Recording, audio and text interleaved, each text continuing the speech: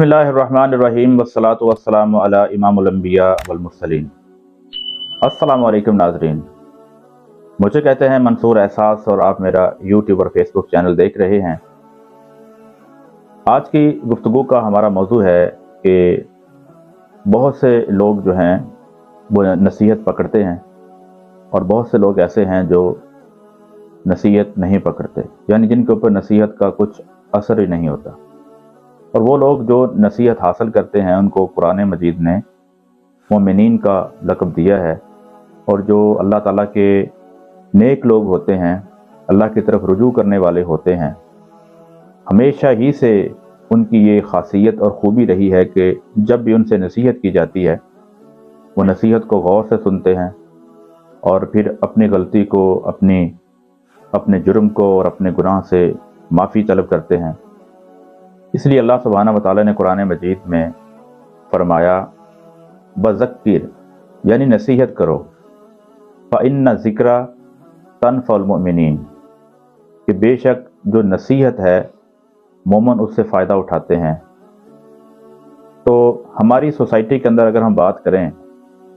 कोई भी ऐसा शख्स नहीं है जो गुनाह से पाक हो, गुनाह से मावरा हो। हर शख्स से कभी ना कभी, कहीं ना कहीं, किसी न किसी मौके के ऊपर ज़रूर कोई ना कोई जुर्म, कोई ना कोई गुनाह, कोई ना कोई गलती सरज़द हो जाती है। कुछ लोग ऐसे हैं जो अपनी गलती के ऊपर कायम रहते हैं और गलती के ऊपर गलती किए चले जाते हैं, गुनाह पे गुनाह किए चले जाते हैं, यहाँ तक कि उनका दिल सयाह हो जाता है। और एक मौका ऐसा आता है कि उनके ऊपर नसीहत भी असर नहीं करती, बल्कि नसीहत वो सुनते ही नहीं हैं। और कुछ लोग ऐसे हैं जो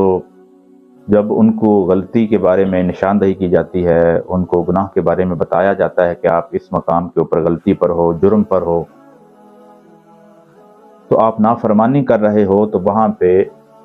एक साथ के लिए, घड़ी के लिए वो ज़रूर रुकते हैं, सोचते हैं और फिर अपनी डायरेक्शन को दुरुस्त करने की कोशिश करते हैं।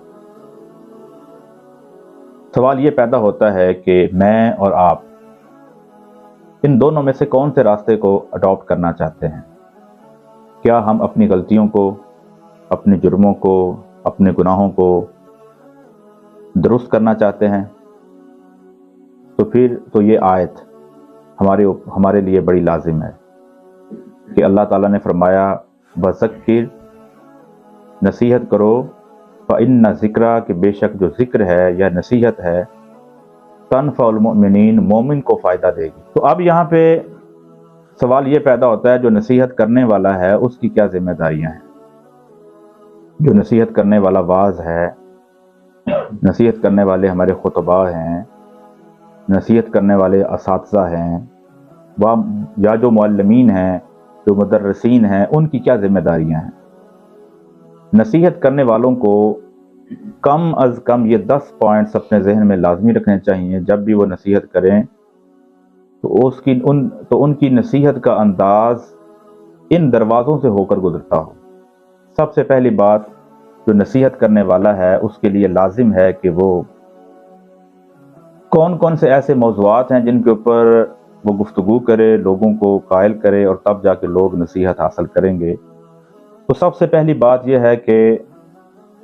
जो नसीहत करने वाले हैं उनको चाहिए कि वो नेमत इलाही के मौज़ूआत को पकड़ें। जब वो नेमत इलाही का तज़किरा करेंगे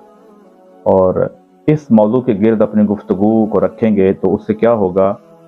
सुनने वाले के दिल में अल्लाह ताला का शुक्र पैदा होगा। दूसरे नंबर पर जो बात ज़रूरी है नसीहत करने वालों के लिए, माशरे की रहनुमाई करने वालों के लिए, वो ये है कि उनको चाहिए कि वो मेहनत, बला और मुसीबत, इन मौज़ूआत के ऊपर अपनी गुफ्तगू रखा करें, ताकि लोगों के अंदर सब्र का जज्बा पैदा हो। कैसे? मेहनत के मौजू से, बला के मौजू से और मुसीबत के मौजू से सुनने वाले के दिल में सब्र का जज्बा पैदा होगा। जो मुसले हैं, नसीहत करने वाले हैं या इस्लाह करने वाले हैं, उनके लिए लाजिम है कि तीसरे नंबर पर वो अपनी डिस्कशन का जो टॉपिक है वो अज़ाब गुनाह रखा करें। अब مختلف گناہ انسان کرتا ہے اور ان کے عذاب کے بارے میں سننے والوں کو آگاہی جب ہوگی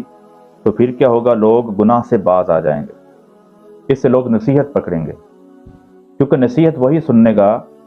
جو اندر سے ایمان والا ہے، مومن ہے، اور اپنی بھٹکی ہوئی راہ سے صراط مستقیم کی طرف آنے کی کوشش کرتا ہو، اس کے بارے میں سوچتا ہو۔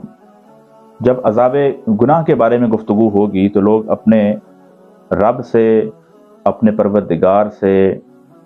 توبہ کے طلبگار ہوں گے اور گناہ سے معافی طلب کریں گے۔ چوتھے نمبر پہ جو ہمارے واعظین ہیں، واعظ کرنے والے ہیں، ان کو چاہیے کہ وہ فریب کے اوپر، دھوکے کے اوپر اور نفس کی جتنی بھی تباہ کاریاں ہیں ان کے اوپر گفتگو کیا کریں۔ اس سے کیا ہوگا، لوگ مکروہ فریب سے بچنے کی کوشش کریں گے، شیطان سے بچنے کی کوشش کریں گے، شیطان کے مختلف قسم کی جو چالیں ہیں ان سے آگاہ رہیں گے، اور نفس کی جو چالیں ہیں ان سے آگاہ رہیں گے، تو پھر اس سے بچنے کی ہر ممکن کوشش کریں گے۔ پانچویں نمبر پہ جو خطباء ہیں، مدرسین ہیں، معلمین ہیں،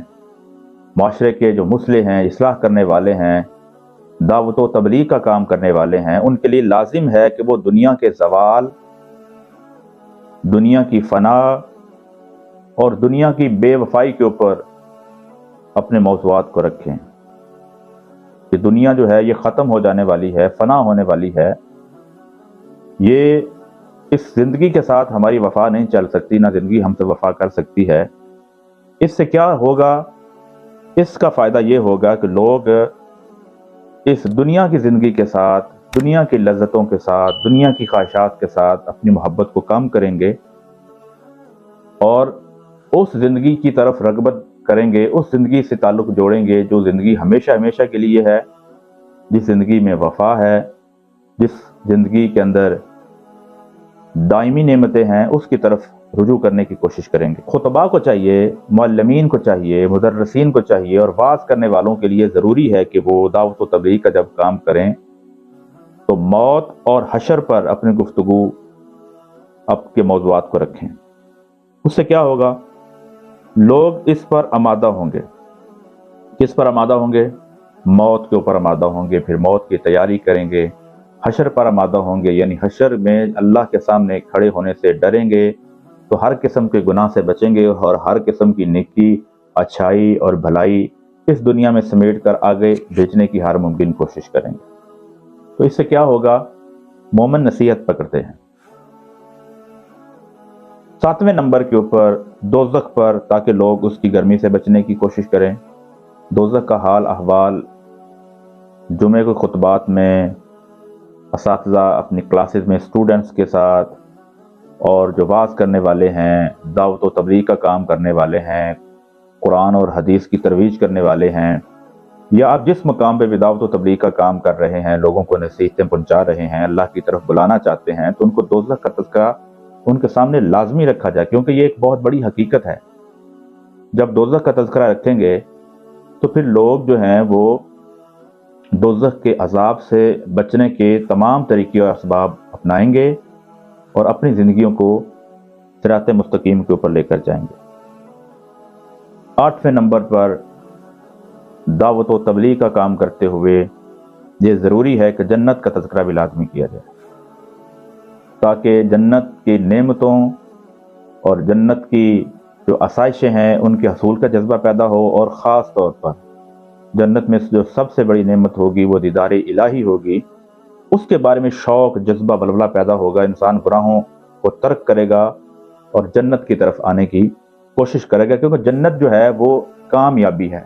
اللہ کے دیدار جنت میں ہیں، اللہ کی نعمتیں جنت میں ہیں، نبی پاک صلی اللہ علیہ وآلہ وسلم کی زیارت اور آپ صلی اللہ علیہ وسلم کا پڑوس جنت میں ہے، تو لوگوں کے اندر جنت کا شوق پیدا ہوگا۔ نویں نمبر کے اوپر جو ضروری موضوعات ہیں ہماری دعوت اور تبلیغ کا کام کرنے والوں کے لیے، وہ یہ ہے کہ اللہ تعالیٰ کا فضل اور اللہ کی رحمت کے تذکرے کیے جائیں۔ اس سے کیا ہوگا، اس سے اللہ تعالیٰ کی محبت پیدا ہوگی، اللہ تعالیٰ کا قرب حاصل کرنے کی انسان کوشش کرے گا، اور کبھی دین کے فضائل اور نبی کریم صلی اللہ علیہ وسلم کے معجزات بیان کیے جائیں کہ آپ صلی اللہ علیہ وآلہ وسلم جو ہیں ان سے کتنے معجزات جو ہیں وہ جاری ہوئے، تو اس سے کیا ہوگا، حضور صلی اللہ علیہ وسلم کی عظمت، آپ کی عفت اور آپ صلی اللہ علیہ وسلم کی محبت بھی دل میں بیٹھتی چلی جائے۔ اس کے علاوہ دعوت و تبلیغ کا کام کرنے والوں کے لیے لازم ہے کہ وہ لوگوں کو یہ بتلائیں کہ آپ کے علم اور قول کے ساتھ آپ وفا کیسے کر سکتے ہیں، یعنی جو علم آپ کو ملا ہے، جو علم آپ نے حاصل کیا ہے، اور جو قول جو آپ بولتے ہیں کیا وہ وفا بھی کرتے ہیں، جو آپ کہتے ہیں کیا وہ کرتے بھی ہیں، جو آپ کو معلوم ہے کیا اس کے اوپر عمل بھی کرتے ہیں، یعنی انسان امر بالمعروف و نہی عن المنکر کا پابند بن جائے۔ اور یہ کیسے ہوگا؟ یہ اس وقت ہی ممکن ہوگا جب آپ امر بالمعروف اس وقت ہی کہیں گے، لوگوں کو بھلائی کی باتیں، لوگوں کو بھلائی کی طرف اس وقت ہی بلائیں گے جب آپ خود کو اپنے قول اور فعل کے اوپر عمل کرنے والے ہوں۔ وَنَهِي عَنِ الْمُنْكَرِ، لوگوں کو کیسے آپ برائی سے روک سکتے ہیں جبکہ آپ خود برائی کے کام کرتے ہیں۔ لہذا میں چاہیے کہ ہمیں قول اور عمل کے ساتھ وفا کرنی چاہیے۔ یہ وہ 10 موضوعات ہیں جن کے اوپر علماء ان کو وقتاً فوقتاً وقفے کے ساتھ لوگوں کے سامنے ان موضوعات اور ایسے موضوعات جو ان ٹاپکس کے گرد گھومتے ہوں ان کے ذریعے اگر نصیحت کریں گے تو یقیناً جو مومنین ہیں، جو اللہ کے نیک بندے ہیں، اللہ کی طرف رجوع کرنے والے ہیں، اگرچہ وہ بھٹک گئے ہیں، وہ ضرور اس نصیحت کو سنیں گے، اور صرف سنیں گے نہیں بلکہ وہ اللہ کی طرف رجوع کریں گے۔ اسی لیے فرمایا گیا ذکر فإن ذکرى تنفع المؤمنین، کہ نصیحت کرو کیونکہ جو ذکر ہے، نصیحت ہے، وہ مومنوں کو فائدہ دینے والی ہے۔ میں امید کرتا ہوں کہ آپ ان باتوں کے اوپر عمل کریں گے اور انہی موضوعات کو آگے لے کر آپ مسلمانوں کو، بھائیوں کو، دوستوں کو، معاشرے کے لوگوں کو نصیحت کریں گے، ان کا بہت زیادہ فائدہ ہوگا۔ امید ہے کہ اللہ تعالیٰ مجھے اور آپ سب کو ان باتوں پہ عمل کی توفیق